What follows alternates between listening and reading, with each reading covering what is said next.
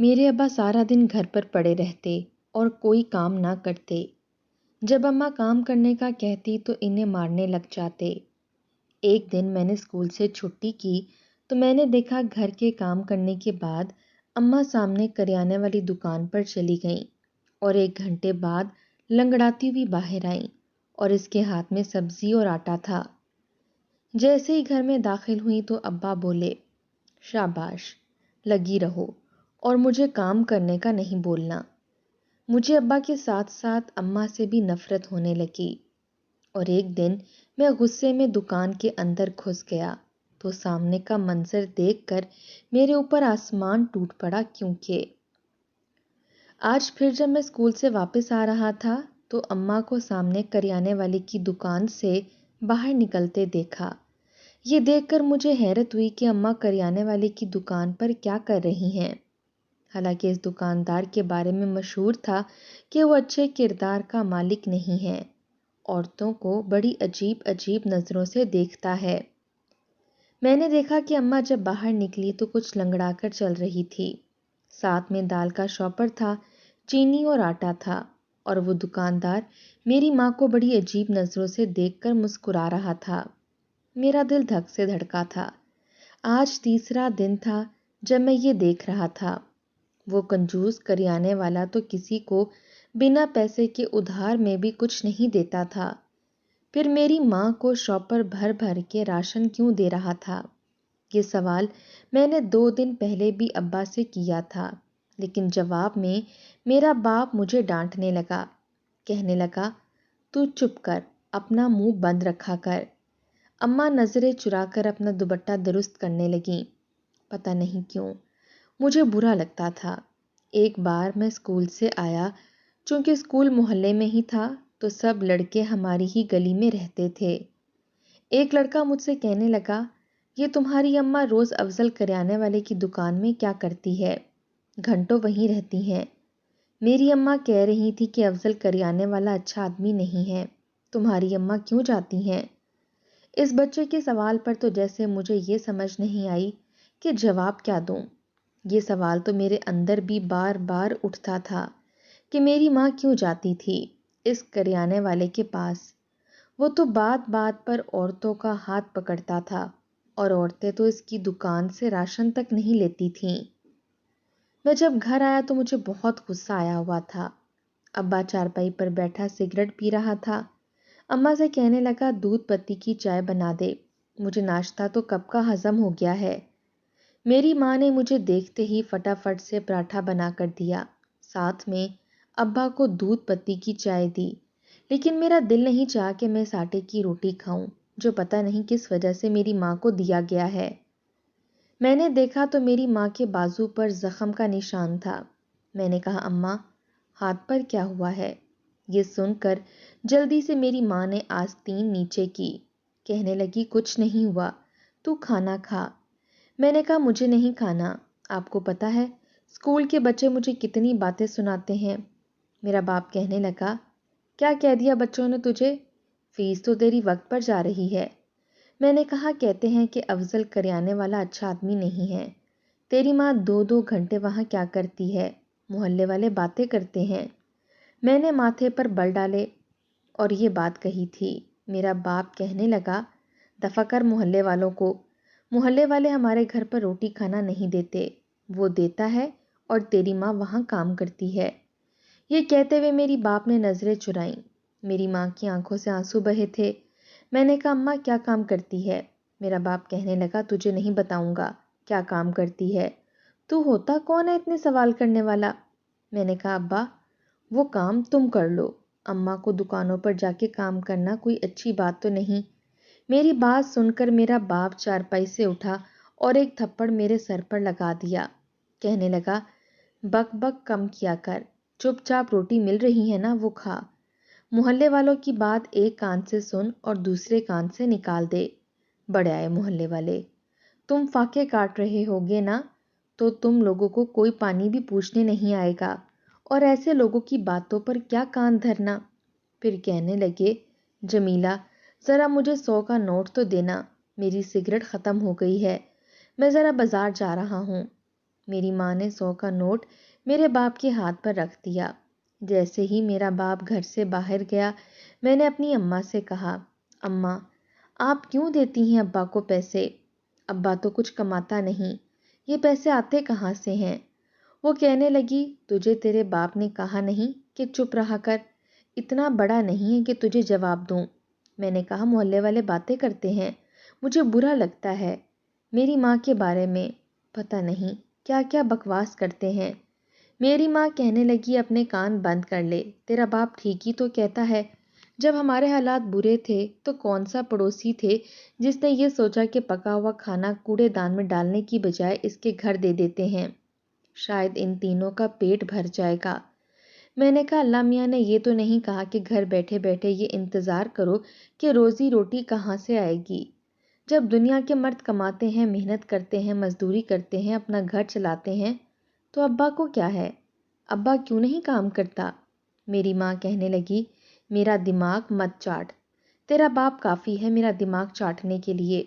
میرے پاس جو تھا میں نے سب بیچ دیا، اپنا زیور بیچ کر تیرے باپ کو رکشہ لے کر دیا، پر اس نے نہیں چلایا، بیچ ڈالا، پیسے بھی خرچ کر گیا، اب کیا ہے میرے پاس؟ میں نے کہا، یہی تو میں جاننا چاہتا ہوں، کیوں مانتی ہو ابا کی بات کو؟ کہنے لگی، تو پھر کیا کروں؟ گھر سے باہر نکال دے گا مجھے، لاوارث ہو جائیں گے۔ تم جانتے ہو کہ تمہارے باپ کو نہ تم سے کوئی غرض ہے نہ مجھ سے، کم از کم سر چھپانے کے لیے چھت تو ملی ہوئی ہے نا، طلاق دے دے گا تو یہ چھت بھی نہیں ملے گی، اور تو جانتا ہے تیرے بوڑھے نانا نانی خود کرائے کے مکان میں رہتے ہیں، ہمیں نہیں پال سکتے۔ میں نے کہا، ٹھیک ہے، میں اسکول چھوڑ دیتا ہوں، مجھے بتاؤ، میں جا کر افضل کریانے والے کی دکان پر وہ کام کر لیتا ہوں جو تم کرتی ہو۔ ایک زوردار تھپڑ میری ماں نے میرے منہ پر مارا، کہنے لگی، خبردار، پڑھائی نہیں چھوڑے گا تو، تیری خاطر قربانی دے رہی ہوں، تو پڑھے گا، بڑا آدمی بنے گا، لوگوں کی باتوں کی پرواہ نہ کر، بس پڑھ، اتنا پڑھ کہ تجھے ایک اچھی نوکری مل سکے، اپنے باپ کی طرح نکما نہ بن جانا۔ اس کی ماں باپ نے بھی تعلیم کو ترجیح نہیں دی تھی، بس چھوٹے موٹے کاموں پر لگا دیا، پہلے وہ کماتا رہا، پھر اسے بیٹھنے کی عادت پڑ گئی، اور اب وہ کوئی کام نہیں کرتا۔ جب مرد کوئی کام نہ کرے تو پھر ساری زندگی عورت کو ہی اسے پالنا پڑتا ہے، اور مرد کو پالنا بہت مشکل ہوتا ہے۔ میں نے کہا کہ کیسے پڑھوں؟ لوگ میری ماں کے بارے میں الٹی سیدھی باتیں کرتے ہیں، میرا دماغ کام نہیں کرتا، مجھے برا لگتا ہے۔ افضل کریانے والے کی دکان پر تو کوئی جاتا تک نہیں، عورتیں تو بالکل بھی نہیں جاتیں، بات بات پر ہاتھ پکڑتا ہے، اور آپ کو پتہ ہے نا، پچھلے دنوں ایک بچی کی چیخنے کی آوازیں بھی اس کی دکان سے سنائی دی تھیں، وہ تو لوگوں نے جلدی سے دکان کھولی تو بچی بچ گئی۔ اماں، میں اتنا چھوٹا نہیں ہوں کہ یہ نہ سمجھ سکوں کہ وہ کس کردار کا مالک ہے۔ میری ماں کہنے لگی، بس چپ کر جا، تجھ سے کچھ نہیں سننا چاہتی، اور سوچنا چھوڑ دے۔ میں نے کہا، آپ کا مطلب ہے کہ بغیرت ہو جاؤں؟ کہنے لگی، ہاں، ہو جاؤ بغیرت، جس دن تو بڑا افسر بن جائے گا تو میں چھوڑ دوں گی سب کچھ۔ میرے لیے یہ بات بہت اذیت ناک تھی۔ میں نے سنا تھا کہ عورت مرد کی غیرت ہوتی ہے، پھر میرا باپ بغیرت کیوں بن گیا تھا؟ میری رگوں میں بھی تو اسی کا خون دوڑ رہا تھا، لیکن میں تو بغیرت نہیں ہوں۔ ایک بار میں اپنے دوستوں کے ساتھ واپس گھر آ رہا تھا، جب ہی افضل کریانے والے کی دکان سے میری ماں باہر نکلی تو لنگڑا رہی تھی۔ سب لوگ میری ماں کو لنگڑاتا ہوا چلتا ہوا جاتے دیکھ کر ہنسنے لگے، گندی گندی باتیں کرنے لگے۔ میرا خون اتنا کھولا کہ میں نے اپنے ہی دوست کو مکے مارنے شروع کر دیے۔ میں نے کہا، تو ہوتا کون ہے میری ماں کے بارے میں ایسا کہنے والا؟ دوسرے لڑکے مجھے مارنے لگے، میرا بس نہیں چل رہا تھا کہ میں سب کا خون پی جاؤں۔ میں نے سب لڑکوں کو مارنا شروع کر دیا، وہ 5-6 تھے اور میں اکیلا مار بھی کھائی، میرے منہ سے خون نکلنے لگ گیا، یونیفارم مٹی سے بھر گیا، لیکن میں ان کو مارتا رہا۔ جب میں نے زمین سے پتھر اٹھائے تو وہ بھاگ گئے۔ میں گھر آیا، میرا زخمی چہرہ دیکھ کر میری ماں کہنے لگی، کیا ہوا ہے تمہیں؟ میں نے کہا، آپ کو کیا لگے؟ آپ جائیں افضل کریانے والے کی دکان پر مفت کا راشن لے کر آئیں۔ میں بھی سوچ چکا ہوں، جب بھی کوئی آپ کے خلاف بات کرے گا تو میں ایسے ہی لڑوں گا، مر جاؤں گا یا ان لوگوں کو مار ڈالوں گا۔ یہ سن کر میری ماں کا رنگ اڑا تھا، کہنے لگی، کہ لڑ کر آیا ہے؟ میں نے کہا ہاں، میں لڑ کر آیا ہوں، مار کے آیا ہوں، سب کے خون نکال کے آیا ہوں۔ کہنے لگی پاگل تو نہیں ہو گیا کیا؟ بدماش بنے گا، بڑا ہو گیا ہے۔ میں نے کہا ہاں بنوں گا، میں بدماش ہی بنوں گا جب میری ماں، ابھی یہ بات میرے منہ میں تھی کہ میری ماں نے زوردار تھپڑ میرے منہ پر مارا۔ کہنے لگی جب تجھے سچ نہیں پتا تو اپنا منہ بند رکھا کر۔ میں نے کہا تو بتاتی کیوں نہیں ہو کہ سچ کیا ہے؟ کہنے لگی ابھی نہیں بتا سکتی۔ میں اپنے کمرے میں غصے سے چلا گیا، اپنے کپڑے تبدیل کر کے اپنے بیڈ پر لیٹ گیا۔ میری ماں میرے لیے کھانا بنا کر لے آئی، کہنے لگی اٹھ کر بیٹھو کھانا کھاؤ۔ میں نے کہا نہیں کھانا، مجھے نہیں کھانا ایسا کھانا جو میری ماں کی عزت بیچ کر مجھے کھانا پڑے۔ وہ کہنے لگی تجھے یہ کس نے کہا کہ میں نے عزت بیچی ہے؟ تو یہ سمجھ کہ یہ تیری ماں کی محنت کی کمائی ہے۔ میں نے کہا کون سی محنت؟ کیسی محنت؟ ایسی بھی کون سی محنت ہے کہ جو تم منہ سے نہیں بتا سکتی؟ میری ماں کہنے لگی خدا کے لیے میری ہی اولاد ہو کر میری کردار کشی نہ کر، میری بات کا اعتبار کر، وقت آنے پر میں تمہیں سب کچھ بتا دوں گی۔ میں نے کہا اور یہ وقت کب آئے گا؟ میں چاہتا ہوں لوگوں کو منہ توڑ جواب دوں، سب سے یہ کہہ سکوں کہ میری ماں با کردار ہے۔ یہ کہتے ہی میں رونے لگا، میری ماں کے آنسو بھی بہہ رہے تھے۔ پھر کہنے لگی اپنے آنسو صاف کرو اور کھانا کھاؤ۔ بہرحال میں نے روتے ہوئے کھانا کھایا تھا۔ اگلے روز جب میں اسکول گیا تو پرنسپل نے اپنے آفس میں بلا لیا، جہاں وہ لڑکے بھی تھے جن کو میں نے مارا تھا اور انہوں نے مجھے مارا تھا۔ پرنسپل کو شکایت انہوں نے لگائی تھی۔ پرنسپل کہنے لگے کہ اگر تمہاری یہی حرکتیں رہیں تو میں تمہیں اسکول سے نکال دوں گا۔ پتہ نہیں تمہاری ماں کیسی آوارہ گردیاں کرتی ہیں اور تم بدماش بن رہے ہو۔ پرنسپل کے منہ سے یہ سن کر میرا جی چاہا کہ پرنسپل کا بھی منہ توڑ کر رکھ دوں۔ پتہ نہیں میرے ماں باپ کو یہ بات کیوں سمجھ نہیں آتی تھی کہ لوگ صبر نہیں کرتے، وہ یہ انتظار نہیں کرتے کہ کب کوئی اپنے کردار کی سچائی اور وضاحت دے۔ وہ بدنام کر دیتے ہیں، دوسروں کا جینا حرام کر دیتے ہیں۔ مجھے اسکول سے لاسٹ وارننگ ملی تھی، اس لیے میں جب گھر آ رہا تھا اس بار میں اپنے کسی دوست کے ساتھ نہیں آیا، اکیلا ہی آ رہا تھا۔ جب میں نے دیکھا کہ دکان کا شٹر آدھے سے زیادہ بند ہے اور افضل کی باتیں کرنے کی آوازیں آ رہی تھیں، شاید میری ماں سے ہی باتیں کر رہا تھا۔ پہلے تو میں نظر انداز کر کے وہاں سے گزرنے لگا۔ دوپہر کا وقت تھا، پھر سوچا کہ جھانک کر دیکھ لیتا ہوں کہ ہو کیا رہا ہے۔ اس سے پہلے کہ میں دکان کے قریب جا کر جھانکتا، دکان کا شٹر تھوڑا سا اونچا ہوا۔ میری ماں نکلی تھی، پسینے سے شرابور اور بدحواس تھی، راشن کے تھیلے ہاتھوں میں پکڑے ہوئے تھے۔ مجھے دیکھ کر گھبرا گئی، کہنے لگی تو یہاں کیا کر رہا ہے؟ میں نے کہا نہیں کچھ نہیں، میں پکڑ لیتا ہوں۔ میں نے اپنی ماں کے ہاتھ سے دونوں راشن کے شاپر پکڑ لیے اور گھر لے آیا۔ کہنے لگی ٹھنڈا گلاس پانی کا پلا دو۔ میں نے ایک گلاس پانی پلا دیا۔ بار بار میری ماں اپنے پیٹ کا نچلا حصہ پکڑ رہی تھی۔ میں نے کہا کیا ہوا؟ کہنے لگی نہیں کچھ نہیں ہوا، ایسے کاموں میں ایسا ہو جاتا ہے۔ پتہ نہیں کیوں مجھے بڑا عجیب سا لگا تھا۔ میں ابھی 9ویں جماعت کا اسٹوڈنٹ تھا اور سائنس کا اسٹوڈنٹ تھا۔ میں ان باتوں سے اتنا انجان نہیں تھا، لیکن سن کر کچھ برا لگ رہا تھا۔ پھر اپنی ہی ماں کے بارے میں سوچنا تو اور بھی زیادہ برا لگا۔ بہرحال اپنے اندر کی اذیت میں اپنی ماں کو بتا نہیں سکتا تھا۔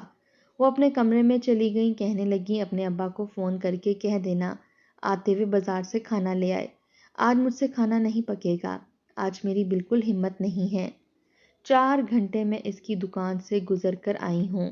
یہ سن کر میرے تن بدن میں آگ لگ گئی، لیکن ماں نے کہا تھا کہ شک نہ کرنا۔ کیسے شک نہ کرتا یہ بھی مجھے بتا دے۔